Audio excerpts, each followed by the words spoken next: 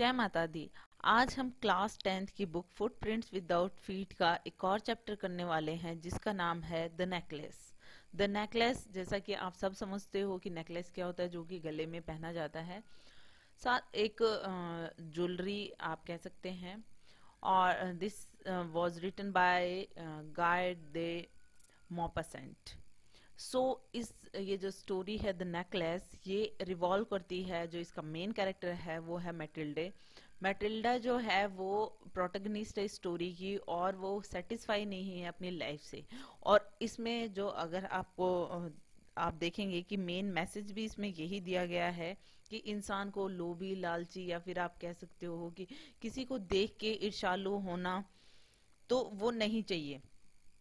सो यहाँ पे मैटिल्डा की जो डिजायर है बेटर लाइफ के लिए, वो कहीं ना कहीं उसके हस्बैंड कंप्लीट करने की कोशिश करते हैं, लेकिन वो खुश नहीं होती अपनी लाइफ से। दैट मीन्स कि वो एक काफी रिच टाइप की लाइफ चाहती है, जो कि नहीं है, क्योंकि उनके हस्बैंड जो हैं वो एक नॉर्मल से क्लर्क हैं।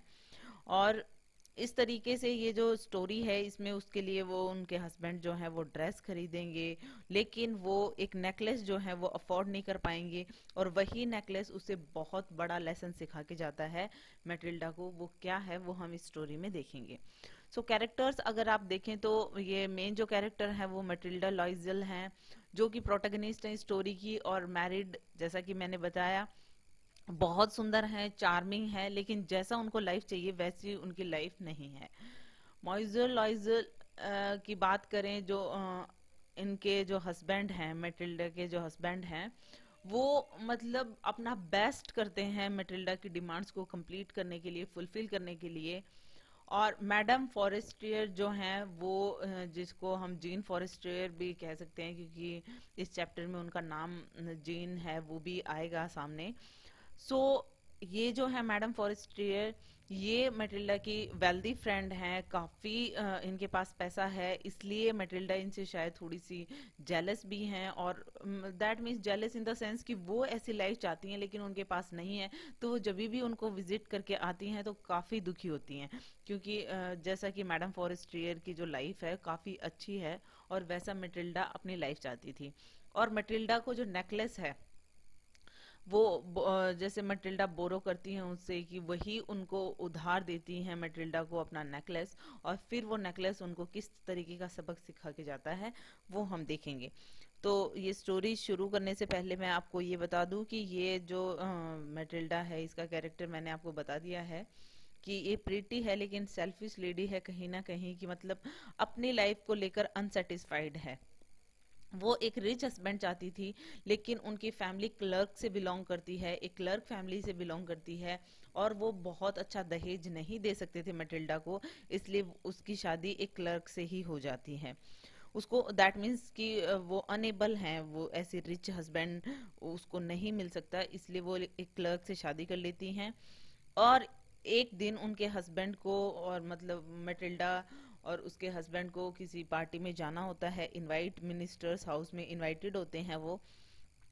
और मैटिल्डा को अच्छे कपड़े और ज्वेलरी चाहिए होती है उस पार्टी के लिए, और उसके हस्बैंड जो हैं वो उसे सजेस्ट करते हैं कि ड्रेस के लिए मैं तुझे पैसे दे दूंगा, और मतलब किसी भी अपनी फ्रेंड से ज्वेलरी तुम बोरो कर सकती हो, और ये सब कुछ कहते हैं। और वो अपनी फ्रेंड से बोरो करती भी हैं, जो कि मैडम फॉरेस्ट्रियर से बोरो करती हैं, और फिर पार्टी में जाती हैं, और इस अनहैप्पी लेडी को एक लेसन सीखने को मिलता है। तो शुरू करते हैं हमारी स्टोरी। मैडम मैटिल्डा लॉइजल जो हैं वो एक अपने हस्बैंड के साथ में रहती हैं, जो कि क्लर्क हैं, एक क्लर्क हैं, एक अपार्टमेंट में रहती हैं, और अपनी लाइफ से बिल्कुल भी खुश नहीं हैं, बहुत ही दुखी हैं और अनसेटिस्फाइड हैं। वो अपने जो अपार्टमेंट की जो हालत है उससे भी काफी दुखी हैं। उनकी जो वॉल्स होती हैं, जैसे कि अपार्टमेंट्स की नॉर्मल मतलब ऐसी वॉल है, बिल्कुल शैबी सी, फर्नीचर भी कुछ खास नहीं है। मतलब हर चीज से वो इरिटेट है। इनफैक्ट उसके जो हस्बैंड है उसके खाने की जो तारीफ करते हैं वो भी उसे अच्छा नहीं लगता, क्योंकि वो रॉयल डिनर्स और जो कि बहुत अच्छी अच्छी डिशेस में सर्व किया जाए, ऐसा कुछ ड्रीम देखती थी। मतलब उसका ड्रीम था एक अच्छे रिच फैमिली में शादी करने का, या फिर आप ये कह सकते हो कि वो एक रिच लाइफ जीना चाहती थी। इस तरीके से मतलब वो अपनी लाइफ से खुश नहीं थी। वो ज़्यादा गरीब भी नहीं थी, अमीर भी नहीं थी, लेकिन ठीक ठाक सी उसकी लाइफ चल रही थी।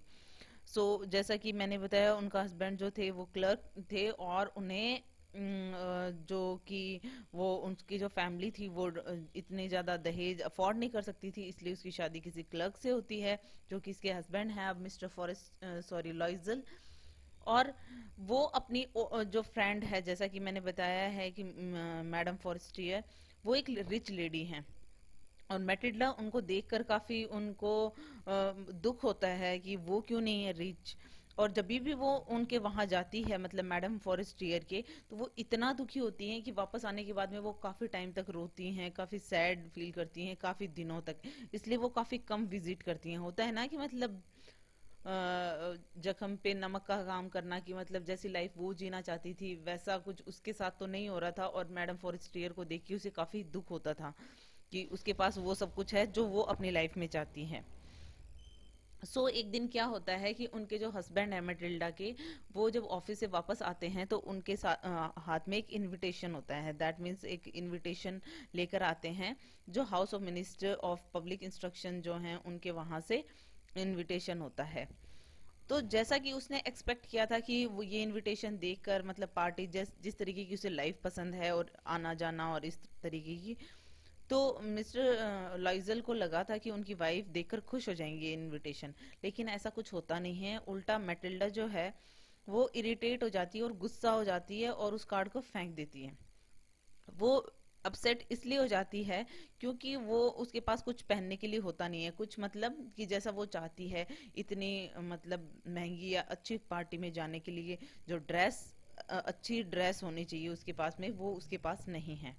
उसके हस्बैंड जो हैं वो उसे 400 फ्रैंक्स देने के लिए कहते हैं कि मैं तुम्हें 400 फ्रैंक्स दे दूंगा जो मेरे पास हैं, और तुम मुझसे नई ड्रेस खरीद लेना।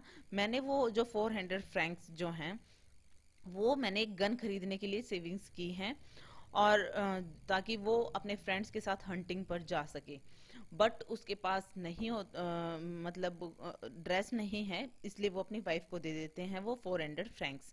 दैट मीन्स यहाँ पे हमें ये समझ में आता है कि मिस्टर लॉइजल जो है जितना कर सकते हैं वो उतना अपनी वाइफ के लिए करते हैं।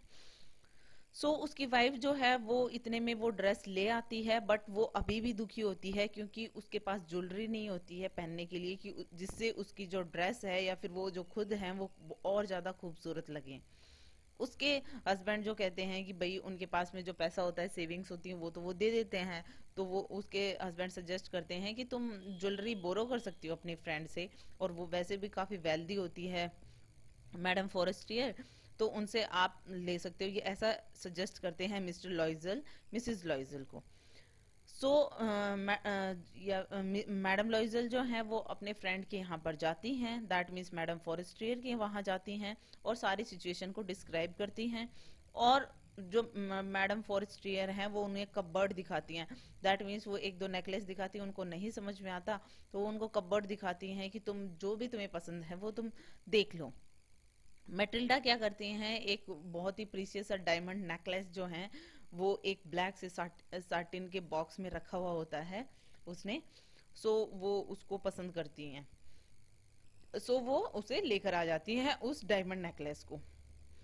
फिर वो मिनिस्टर की पार्टी में जाते हैं, और वहां पर जितने भी लोग होते हैं वो काफी उसको देखते हैं, एडमायर करते हैं, तो उसे काफी अच्छा लगता है कि वो कितनी प्रिटी लग रही है, क्योंकि वो सच में बहुत गॉर्जियस लगती है। एक तो वो वैसे ही बहुत सुंदर होती हैं, और साथ में ये ड्रेस सुंदर होती है, ज्वेलरी सुंदर होती है।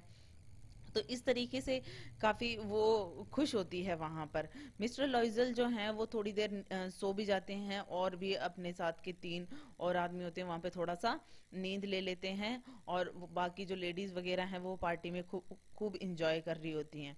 बाद में मिस्टर एंड मिसेस लॉइजल जो हैं वो सुबह के 4 बजे वापस आते हैं। जैसे ही वो बाहर निकलते हैं मतलब पार्टी से, उन्हें कोई कैरेज नहीं मिलता, कोई मतलब उनको ले जाने के लिए। फाइनली वो सोचते हैं कि थोड़ा सा वॉक करते हैं, आगे कोई कैरेज मिल जाएगा, क्योंकि वैसे भी मैडम जो लॉइजल है वो काफी ऐसा फील करती हैं, क्योंकि उसको शाम के टाइम पे जैसे ही उसको ठंड लगती है, तो औरों के पास में और जो लेडीज होती हैं काफ़ी रिच होती हैं, तो उनके पास में काफ़ी कुछ पहनने के लिए होता है, और उन्होंने अपने जो हस्बैंड की जैकेट थी वो कैरी कर रखी थी, तो उनको काफ़ी अच्छा नहीं लगता है, इसलिए वो सोचती हैं थोड़ा सा यहाँ से फटाफट निकला जाए।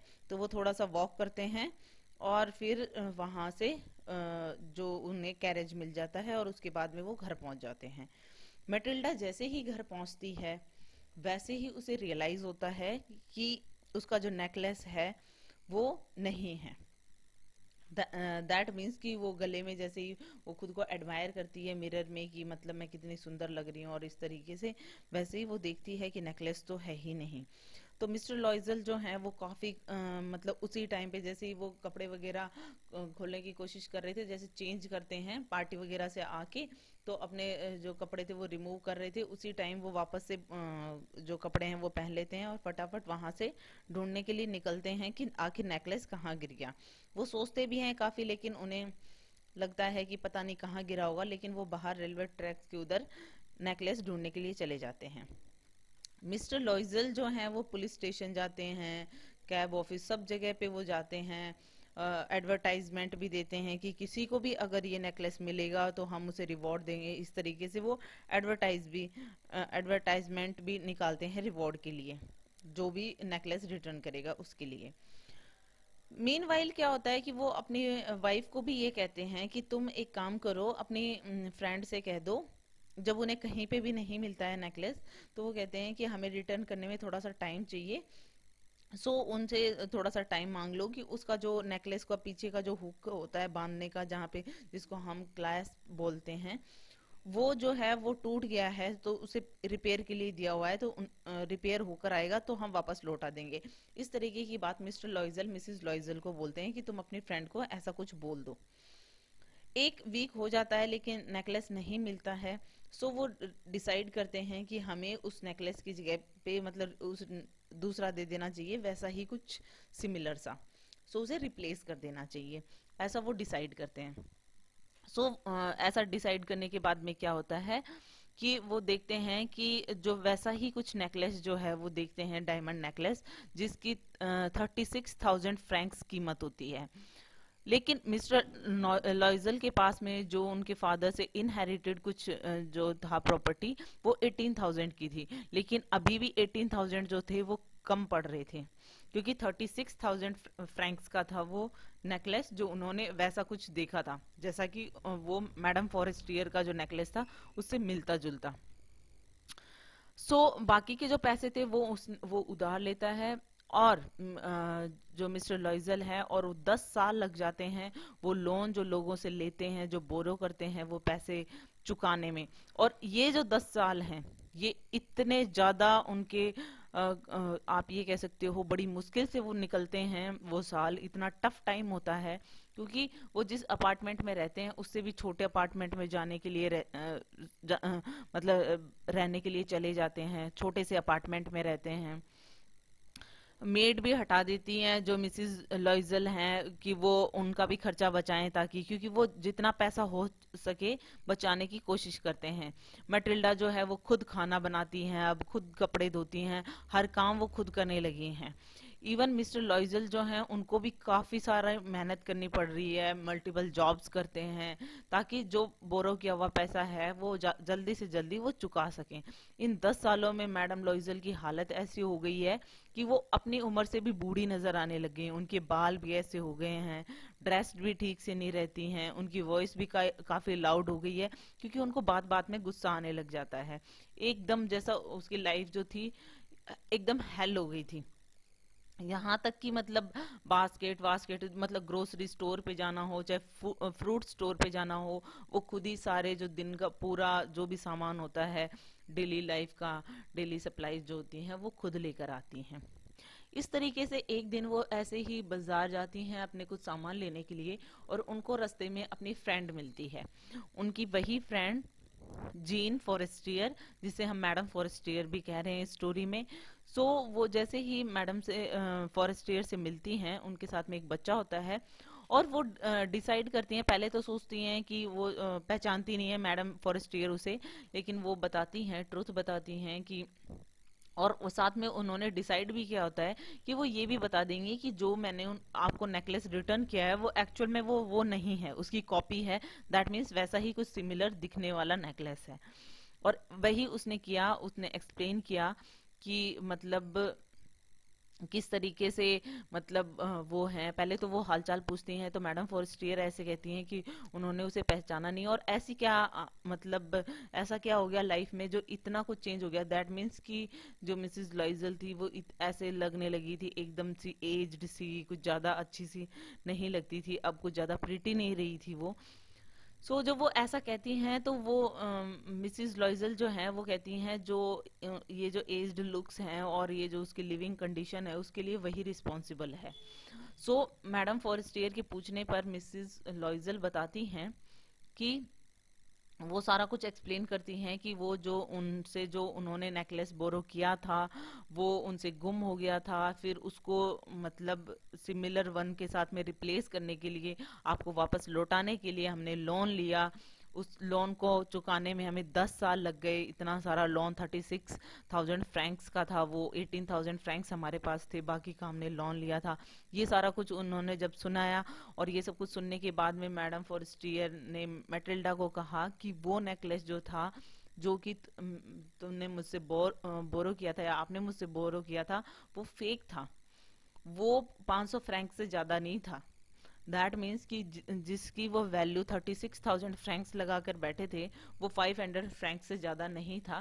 दैट मीन्स वो एक रियल डायमंड का नेकलेस नहीं था, जिससे वो ये सब कुछ समझ बैठे थे, और उसको चुकाने के चक्कर में, बस उसको लौटाने के चक्कर में उन्होंने अपनी लाइफ को हेल कर लिया था। इस स्टोरी से हमें यही मैसेज मिलता है कि किस तरीके से एक तो इंसान को जैसी लाइफ होती है उसमें सेटिस्फाई होना चाहिए। दूसरा कि अगर आपके साथ ऐसी कोई मिस्टेक हो जाए तो कन्फेस कर लेना चाहिए, उसे बता देना चाहिए। मे बी वो अगर मैडम फॉरेस्टियर को ये सब कुछ पहले बता देती तो शायद उसके जो जिंदगी के 10 साल थे वो इस तरीके से नहीं निकलते, और उन्हें इतनी परेशानियों का सामना नहीं करना पड़ता, क्योंकि एट द एंड उन्होंने मैडम फॉरेस्टियर को जब बताया तो उन्होंने सब कुछ क्लियर कर दिया। It's all about it. Hope you like it. If you like it, please hit the thumbs up button. Please subscribe the channel. Put your views and suggestion in comment section. Thank you.